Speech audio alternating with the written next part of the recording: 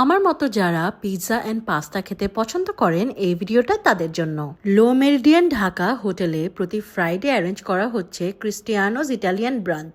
এখানে আপনি পাচ্ছেন সব জানা অজানা authentic Italian food items. Cristiano's Italian ব্রাঞ্চের জন্য আপনাকে পে করতে হচ্ছে ৬,৯৯৯ টাকা। কিছু সিলেক্টেড ব্যাংকের কার্ডসে থাকছে buy one get one and buy one get two offer. এটা ছাড়াও এবার তারা অফার করছে স্পেশাল ফ্যামিলি প্যাকেজ, যেখানে আপনি ৯,৯৯৯ টাকা দিয়ে 4 জন গেস্ট এই ব্রাঞ্চ এক্সপিরিয়েন্সটা অ্যাভেল করতে পারবেন।